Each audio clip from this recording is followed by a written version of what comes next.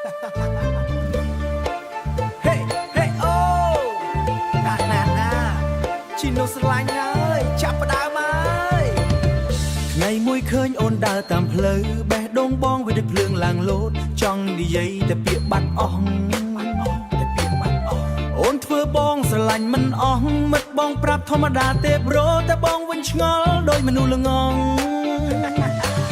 អូនសើចម្ដងបងបាត់គំនិតបេះដូងបងអូនកាន់ទាំងមូលពេលអូនដើរឆ្លងក្បែរបងភ្លេចអ្វីទាំងអស់ហើយសូម្បីតែសួស្ដីក៏និយាយមិនបានបូមបេះដូងបងដូចស្គរពេលអូនចិត្តបងភ័យឡើងស្ទើរលំជុំហ៊ានមួយបងដើរទៅរកអូ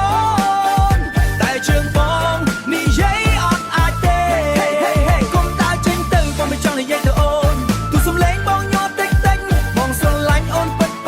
ចឹងអ្នកឃើតាហាត់និយាយមុខកញ្ចក់រៀងរាល់ថ្ងៃសួស្ដីអូនតែបរិជ័យរាល់ពេលព្យាយាមថាអូនស្អាតណាស់តែចេញមកខុសរាប់រយដងពេលអូនសើចបងអៀនខ្លាំងចង់ហត់ឡើងទៅលើមេបើថ្ងៃណាអូនកាន់ដៃបងនឹងមិនទៅណាទៀតឡើយអូនធ្វើបងបែបនេះមែនទេស្នេហាខ្លាំងពេកដូចជាមនុស្សឈួតបូមបេះដូងបងដូចស្គរពេលអូនចិត្តបងភ័យឡើងស្ទើរលំជុំហ៊ានមួយបងដើរទៅរកអូនតែជើងបងនិយាយអត់អាចទេ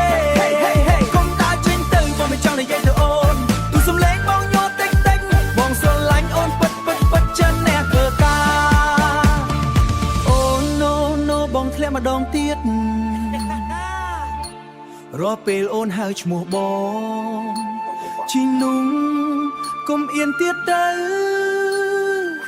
និយាយស្នេហាកុំភ័យទៅណា